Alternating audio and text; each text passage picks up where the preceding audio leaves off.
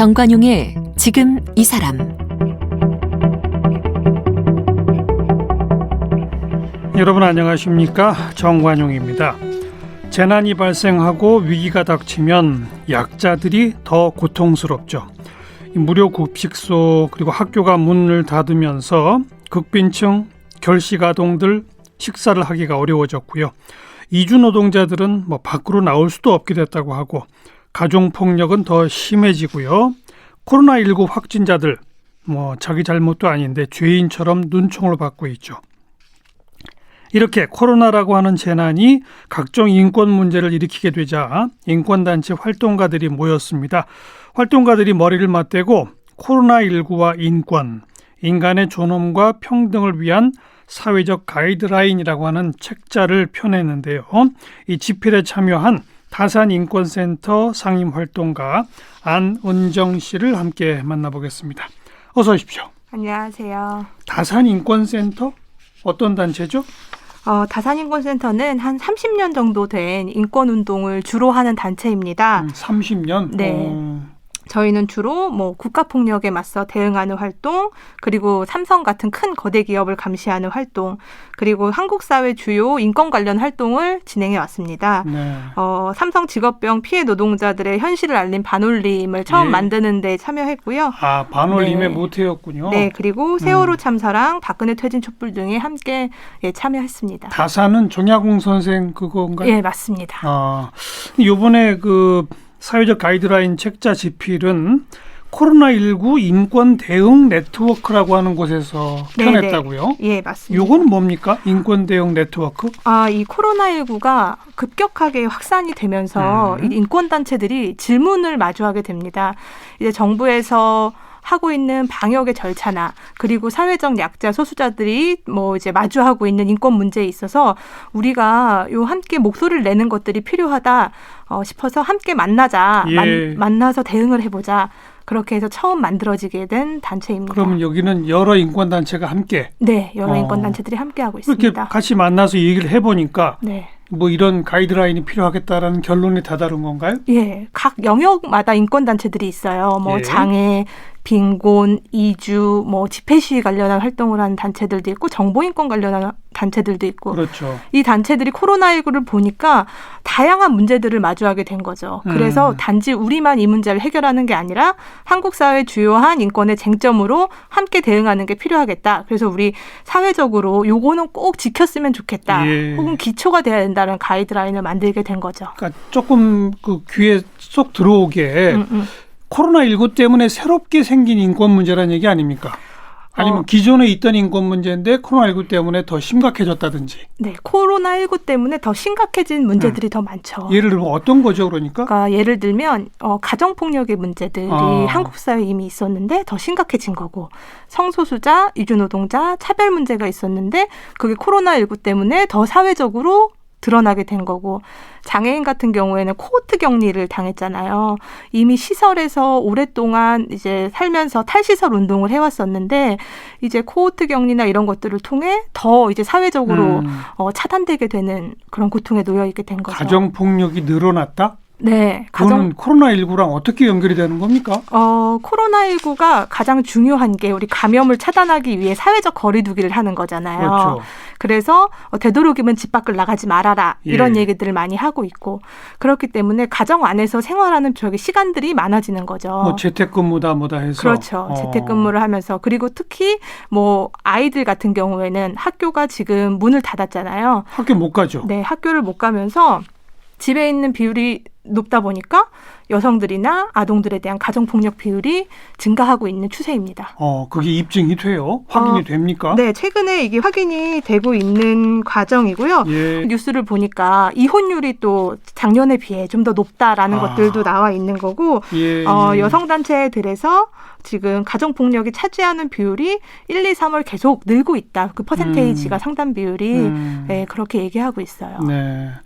그리고 성소수자나 이주노동자들은 어떻게 됐다는 거죠? 코로나19랑 어떤 연관이 있어요? 예를 들어 성소수자 같은 경우에는 5월에 이태원을 중심으로 코로나19가 확산이 됐잖아요. 맞아요. 근데 한 언론에서 악의적으로 이태원 무슨 클럽에서 확산됐다. 그래서 성소수자들이 내 문제다라고 이제 사회적으로 확산되기 시작한 거죠.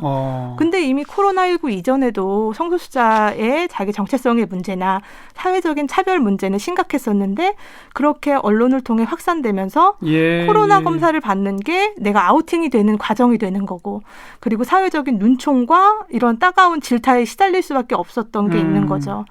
이주민 같은 경우에는 이주민도 사실은 한국 사회에서 굉장히 약자잖아요. 일을 하러 들어왔기 때문에 그리고 이제 인종적인 차별이나 이런 것들도 한국에서 약간 존재하고 있는데 재난지원금에서 이주민이 배제되는 경우던가 아니면 이제 이주민들이 주말마다 일을 끝나고 밖에 나와서 사회생활을 좀 하고 쉬어야 되는데 그렇죠. 밖으로 나와서 자기의 시간을 가질 수 있는 조건이 되지 않는 거죠.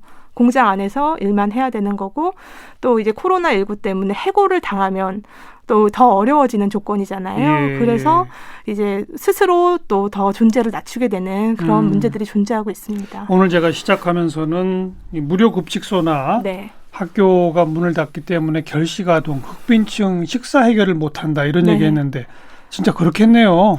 네, 그렇죠. 학교라는 게 저는 굉장히 중요한 영역이라는 생각이 들거든요. 그러니까 공부를 가르친다는 것보다 돌보는 역할도 되게 크다라는 생각이 들어요. 그래서 이제 학교 학생들에게 급식을 하는 것 그리고 그 시간에 돌봄을 제공하는 것도 되게 굉장히 큰 건데 학교의 기능이 멈추다 보니까 그로 인해서 학교에서 급식을 먹는 학생들이 급식을 먹지 못해서 좀 안타까운 상황에 놓이게 되거나 혹은 공부를 제대로 하지 못해서 학습 격차가 일어난다고 하잖아요. 학습 격차도 커질 수 있죠. 네, 그렇게 사회적으로 학습 격차가 커지는 문제 그리고 장애인이나 이주노동자 다문화 가정 같은 경우에는 온라인 수업에 적응이 안 되고 어렵다 보니까 더더욱 그 돌봄의 공백에 놓일 수밖에 없는 조건입니다. 지금 이제 결식아동 같은 경우는 대부분의 경우 가정에 돌봐줄 사람이 없는 경우가 많잖아요. 그렇죠. 그런 부분들도 있죠. 그런 경우는 식사를 그나마 한 끼 학교에서 해결했는데 그것도 못하면 뭐 계속 쫄쫄 굶는 거예요. 어떻게 되는 거예요? 그래서 그것들은 이제 더 파악을 해봐야 되겠지만 최근에 한 학생이 집에서도 이제 돌봄의 공백이 있는 거고 학교가 멈추다 보니까 또 이제 급식을 못 먹고 돌봄의 공백이 또 생기는 거고 그래서 스스로 극단적인 선택을 하려는 시도들도 있었어요. 아이고 그래요. 이제 그런 것처럼 우리는 뭐 그럴 수 있지. 왜 감염병의 위기를 확산을 멈추는 게 정말 제일 중요해. 하지만 정말 취약계층이나 저소득층한테 중요한 것이 무엇인지 우리 사회가 한번 살펴보는 게 필요할 것 같고 일부 지자체 같은 경우에는 지금 이 시기를 핑계 삼아서 저소득층에 대한 예산 지원이나 급식을 삭감하고 있는 경우들도 왕왕 있더라고요. 그래요? 네. 그래서 모 지자체는 이제 7월에 저소득층 아동들에 대한 도시락 지원을 삭감하는 경우들도 좀 아니 오히려 일어났습니다. 그런 저소득층들이 일자리도 더 빨리 잃게 되고 더 어려워지는데 왜 그 예산을 삭감을 하죠? 모르죠. 뭐 물론 뭐 방역 예산도 또 많이 들어갈 것이고 긴급 재난지원금 등등으로 해서 전 국민에게 보편적 지급도 필요할 것이고 하지만 그러나 재난 앞에 평등이 없다라는 거 아닙니까? 네, 맞습니다. 그죠? 어려운 사람이 더 고통을 심하게 받죠? 네. 이게 그렇죠. 바이러스의 위기는 모두에게 평등하다고 하지만 그의 후과로 인한 위기는 모두가 평등하지 않은 맞습니다. 것 같아요. 지금 아까 말씀드린 뭐 급식을 못 받아서 돌봄 공백에 놓인 학생들의 문제나 사회적 소수자 취약계층에 대한 문제는 더욱 심각해 있는 거고 우리 사회가 사실 코로나 이후로 어떻게 나갈 것이냐는 이런 이들의 인권이나 삶을 어떻게 보장하는가랑 굉장히 중요한 연관이 있다라고 생각합니다. 네. 이렇게 사회적 약자들이 더 어렵게 되는 그런 의미에서의 인권 문제. 네. 근데 이제 그보다 더 먼저 그 감염병 차단을 위해서 정부가 취하고 있는 여러 조치들이 또한 인권 문제를 야기시킬 수 있는 거지 않습니까? 네, 맞습니다. 예를 들어서 확진된 사람의 동선을 공개한다든지 뭐 무차별적으로 또 이 휴대전화 위치 추적 정보 같은 걸 활용한다든지 이런 문제는 좀 민감한 문제인데 방역을 위해서는 필요한데 또 개인정보 침해 측면도 분명히 있는 거고 그럼요. 인권단체 시각에서는 어떻게 보세요, 그거는? 네.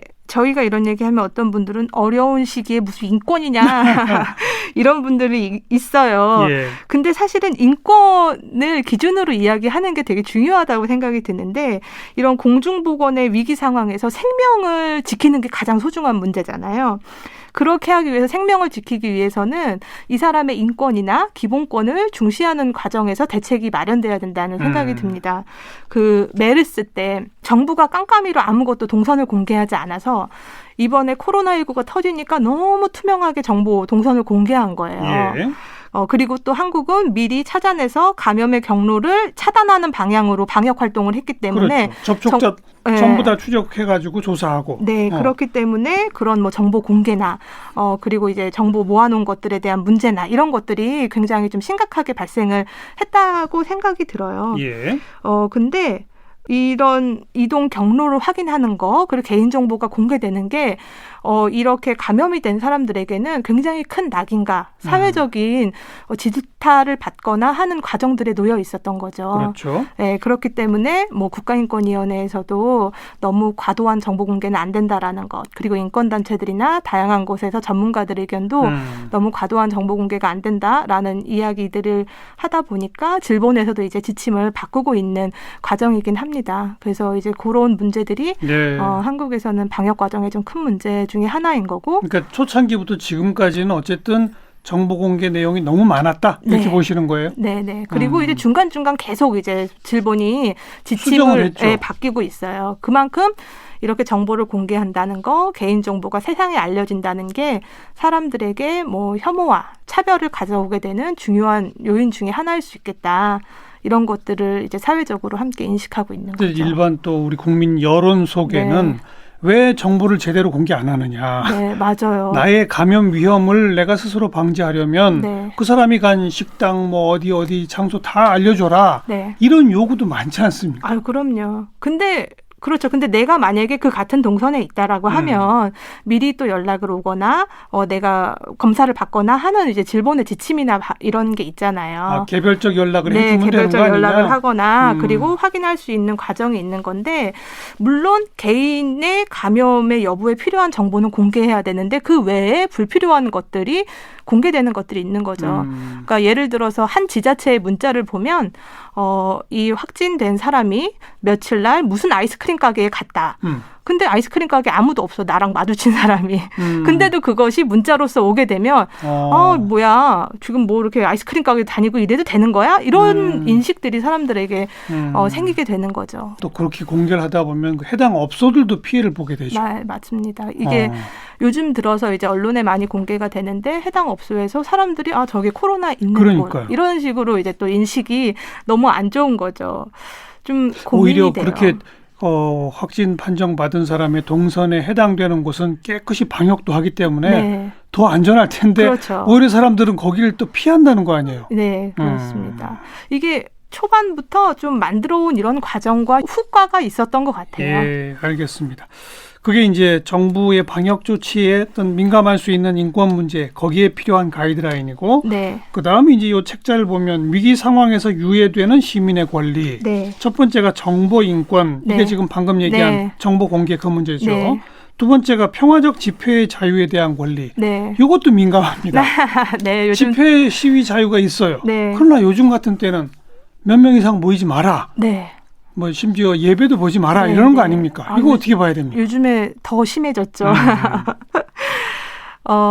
근데 저는 그런 생각이 들어요. 사회적 약자들이 발언을 할 수 있는 건 저는 집회 시위 장소인 것 같아요. 그리고 이 사람들이 발언을 할 수 있고 의견이 청취될 수 있도록 미리 사전에 통로를 만드는 것도 중요한 것 같고요. 예. 저는 공중보건의 위기상 집회 시위 자유를 이렇게 축소하거나 이런 것들의 자유를 제한할 수 있다고 생각을 하는데 그 제한의 조건이나 뭐 기간이나 이런 과정이 명확하거나 또 사회적으로 좀 제대로 알려지고 한류되는 과정들이 필요하다는 생각이 들어요. 그냥 무조건적으로 안 돼, 하지 마. 이게 아니라 어떠한 이유 때문에 어떠한 과정에서 언제까지 그런 것들이 필요할 지금 것 같습니다. 정부가 그렇게 하고 있는 거 아니에요? 사회적 거리두기 1단계 때는 어떻게, 2단계 때는 어떻게, 뭐 지금 이제 2.5단계 때는 뭐 어떻게 그런 게 왜 우리가 1단계고 2단계고 2.5단계를 했는지 이유를 설명하잖아요. 네네. 확진자가 어떻게 되고 뭐 어떻게 쭉 이런 조건에서는 이와 같은 지침을 발표한다. 여기에 따라주기 바란다. 네. 그렇게 하고 있는 거 아니에요? 그 초반에는 그런 거 없이 안 돼. 아, 그랬어요? 네, 이런 게 있었던 거죠. 각 지자체마다 알겠습니다. 주요 도심은 다 안 된다. 이렇게만 되는 거고 예. 그렇게 했던 부분들이 있었죠. 이것도 명확한 기준 하에서 제한해라. 네, 예. 제한 자체를 거부하는 건 아니다. 네, 하지만 사람들이 이야기할 수 있는 통로를 마련하고 기준이나 원칙이 명확해야 한다라는 거죠. 세 번째가 주거의 권리인데요. 네. 이게 왜 코로나 때문에 유예되죠? 거리두기가 굉장히 중요하잖아요. 근데 노숙인이나 주거 취약계층 같은 경우에는 거리두기가 되지 않는 상황이에요. 그러니까 다들 집에 있으라고 그러는데 집이 없는 분들. 네, 집이 없는 분들이나 그리고 예를 들어서 고시원이나 아주 열악한 주거 시설에 놓인 분들은 그 자체만으로 이미 열악한 상황인 건데 24시간 거기 있으라는 건 네. 좀 고문이죠. 네, 그럴 수 있죠. 그리고 또 방역이나 이런 것들이 제대로 되지 않은 조건 하에서 집에 있는다라는 것, 그런 것들이 더 위험할 수 있겠다라는 거죠. 그럼 이건 어떻게 해야 됩니까? 다른 나라 같은 경우에는 노숙인들이 이제 감염의 위험이 있기 때문에 호텔이나 이런 것들을 잡아서 그쪽에서 좀 뭐 생활할 수 있도록 하는 이런 방향들도 제시가 되고 있긴 해요. 그리고 조금 더 방역의 그런 부분에 좀 더 신경을 쓴다던가 하는 고민들이 필요한 거죠. 네. 그다음이 노동의 권리. 네. 이건 뭐 금방 이해가 돼요. 네. 다들 뭐 해고당하고 네, 맞습니다. 이래서는 안 된다는 거죠. 네, 맞습니다. 그리고 그리고 사회보장의 권리 이건 연결되는 거죠. 네. 어떤 것들로 해야 됩니까? 우선은 저는 노동의 권리 관련해서 이야기를 드리고 싶은데 예. 정부에서 지원을 굉장히 많이 합니다. 하고 있어요. 네, 정부에서 지원을 하는데 그런 고용유지 지원금 뭐 이런 거. 그렇죠. 근데 해고 금지의 요건이나 이런 것들을 명확하게 하는 것들이 필요하고 그리고 정말 저 밑바닥에 있는 하루 벌어서 하루 먹고 살 수밖에 없는 노동자들이 있잖아요.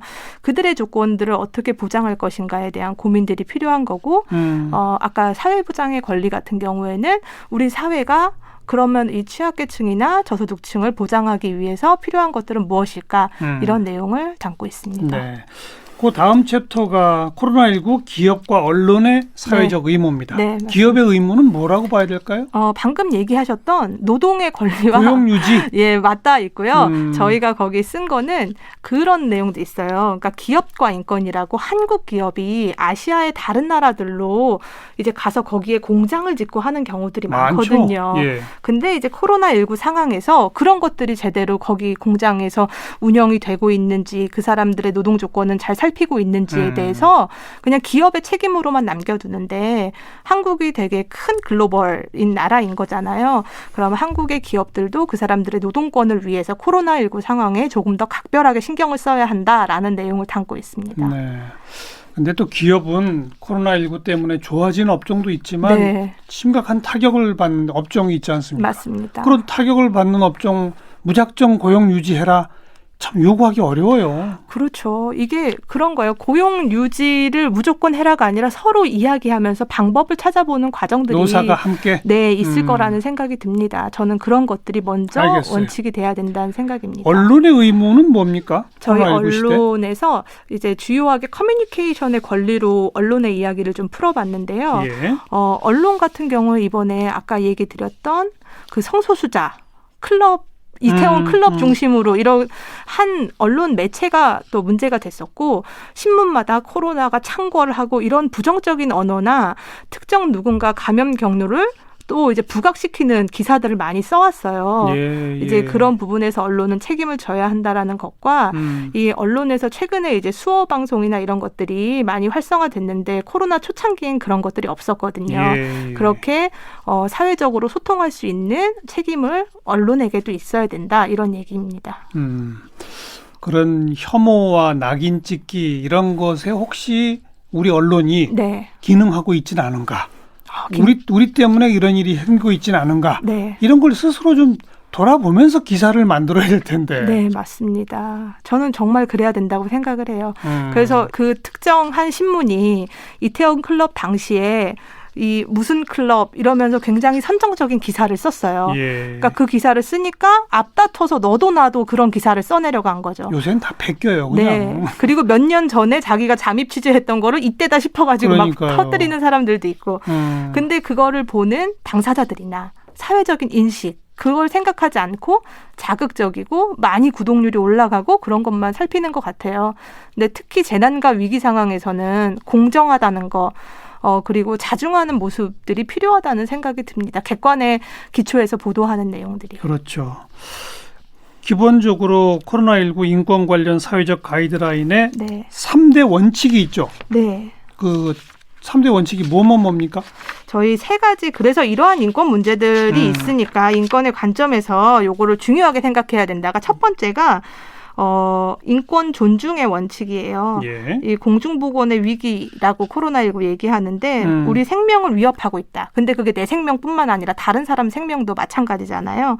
이 과정에서 대책을 세울 때 사람, 인권을 존중해서 세워야 된다라는 네. 것과 두 번째는 차별금지와 특별한 보호의 원칙이에요. 아까 얘기했던 사회적 약자와 취약계층들을 보호하고 차별이 없어야 한다. 대책 마련에.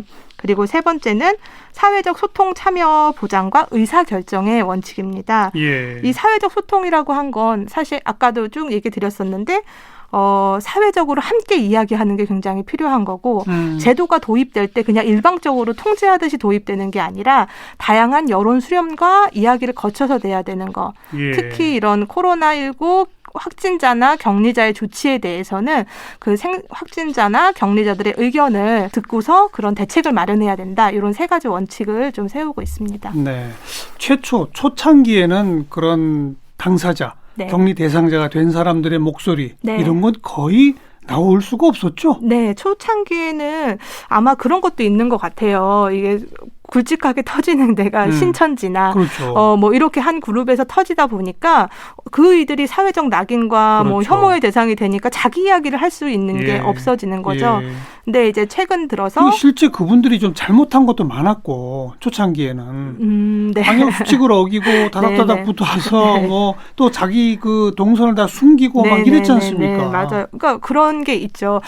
저희도 초반에 그런 얘기들을 굉장히 많이 했는데 사회적으로 거기 가면 신천지 뭐 혹은 어디 뭐 누구 있으니까 이 사람들이 더 숨게 되는 거예요. 그렇죠. 그러니까 그런 것들이 없이 진료받아도 괜찮아. 검사받아도 괜찮아.